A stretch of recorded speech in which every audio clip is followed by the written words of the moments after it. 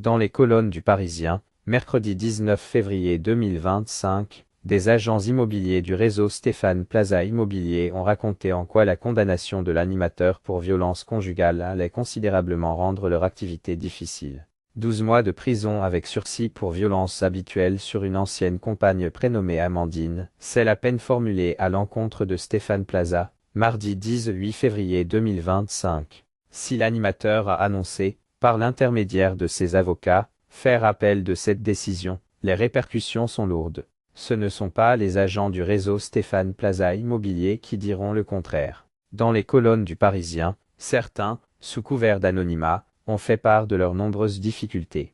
Je sais qu'à partir d'aujourd'hui, je vais travailler avec la boule au ventre. Personne ne se rend compte de la violence que l'on subit depuis les ennuis judiciaires de Stéphane, a ainsi confié Charles, dont le prénom a été modifié.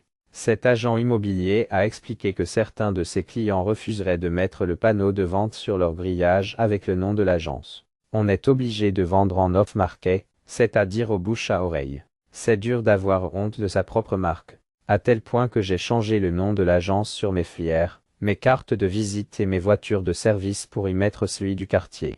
Ce type a ruiné notre business, mais en plus on lui doit de l'argent. Toujours dans les colonnes du quotidien, Charles a fait part de son envie de quitter la franchise Stéphane Plaza. Seulement, ce ne serait pas si simple.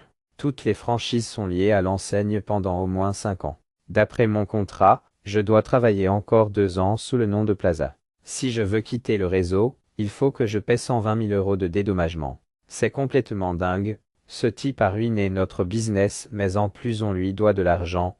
Donc, non seulement les franchisés ne vont pas payer, mais nous allons l'attaquer en justice, a-t-il encore fait savoir. Tout comme lui, de nombreux autres franchisés se seraient déjà rapprochés d'avocats. Sarah Lassire en représente d'ailleurs près de 50. L'image de l'entreprise a été tellement altérée qu'il n'arrive plus à recruter.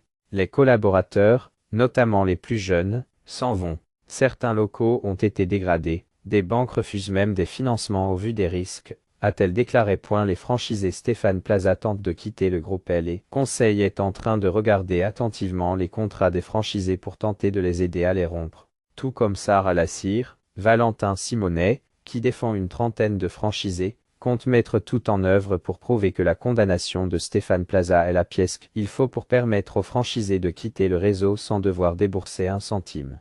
Ils n'ont plus à payer pour une marque qui n'est plus ce qu'elle était et dont l'image est négative. Le franchiseur n'a rien fait pour changer le nom, se désolidariser de Stéphane Plaza. Je pense que de nombreux dossiers vont pouvoir être déposés, a-t-il estimé.